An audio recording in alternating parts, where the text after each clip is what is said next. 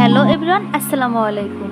আপনারা সবাই কেমন আছেন? আমি আলহামদুলিল্লাহ অনেক ভালো আছি। আমরা তো মাছে ভাতে বাঙালি, ভাত না হলে আমাদের চলেই না। তবে মাছে ভাতে বাঙালি হলেও এখন কিন্তু বাঙালিরা মাছ বেশি একটা পছন্দ করে না। তাদের আইটেমে অনেক কিছুই থাকে। আজকে আমাদের দুপুরের খাবারে কী কী থাকছে সেই রেসিপিটি আজকে আপনাদের মাঝে শেয়ার করব।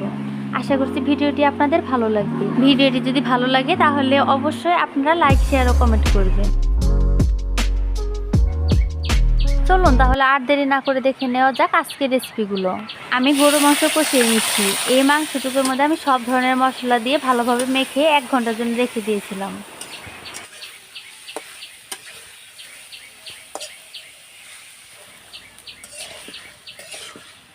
মাংসটুকু ভালোভাবে কষে নেওয়ার জন্য আমি একটি ঢাকনা দিয়ে ঢেকে দিচ্ছি। গ্যাসের চুলায় রান্নার চাইতে মাটির চুলায় রান্না করতে আমার ভালো লাগে, তাই আমি প্রায়ই মাটির চুলায় রান্না করি। গ্যাসের চুলার চাইতে মাটির চুলায় রান্না করলে সেই তরকারিটা অনেক স্বাদ হয়। একটি তরকারিতে যতটা পরিমাণ জালের প্রয়োজন হয় মাটির চুলায় কিন্তু ঠিক সেরকমই জাল দেওয়া যায়, আর গ্যাসের চুলায় কিন্তু সেরকমভাবে দেওয়া যায় না। এই মাংসের মধ্যে আমি সব ধরনের মশলাই দিয়ে দিয়েছিলাম। এখন আবার অল্প করে আমি মাংসের মশলা দিলাম। আবার রান্না শেষের দিকেও আমি অল্প পরিমাণ মাংসের মশলা দিয়ে দিব। ঢাকনা দিয়ে ঢেকে ভালোভাবে কষিয়ে নিচ্ছি।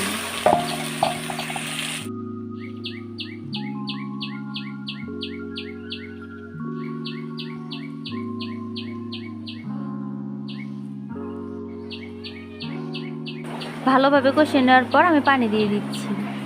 ভালোভাবে জাল করে ঝোলটুকু শুকিয়ে নিতে হবে।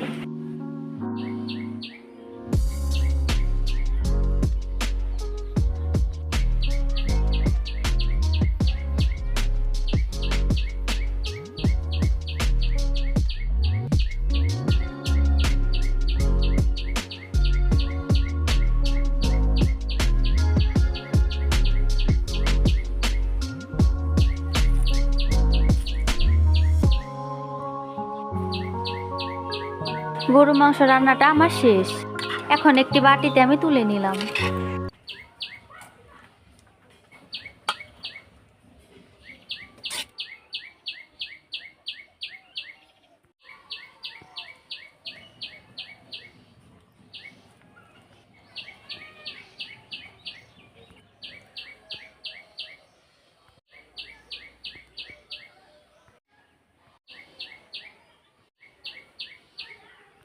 তেলের কড়াইয়ে বৃষ্টির পানি পড়তেছে।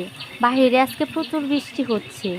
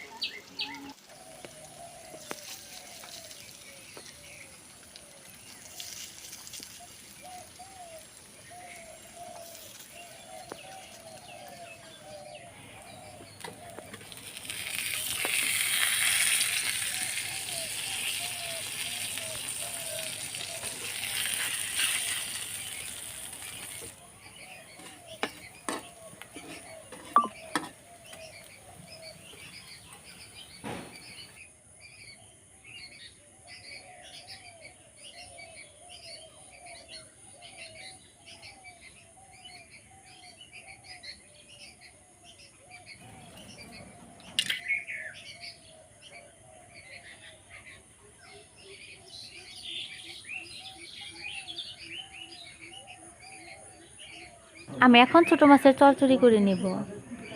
বাহিরে প্রচুর বৃষ্টি হচ্ছে, আমি যে রান্নাগুলো করছি সেগুলো ভালোভাবে দেখা যাচ্ছে না, ভিডিওতে কিন্তু ক্লিয়ার আসছে না এই রান্নাগুলোর। চারদিকটা অন্ধকার, সেজন্য ক্যামেরা খোলা আসছে।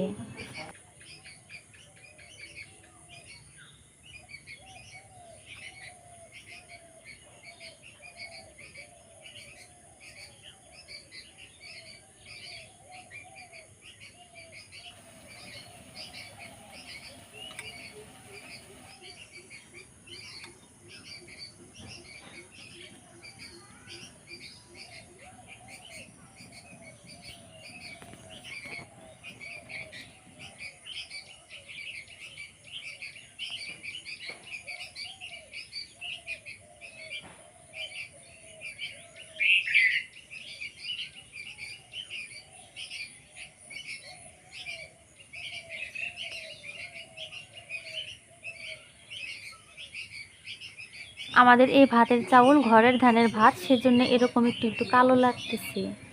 এগুলো কিনা চাউলের না, আমাদের ঘরের নিজ হাতের বানানো চাউলের ভাত। অনেকেই ভাবতে পারে ভাত একেবারে সাদা হয়নি কেন, এগুলো আমাদের ঘরের ধানের ভাত, সেজন্য একেবারে সাদা হয়নি।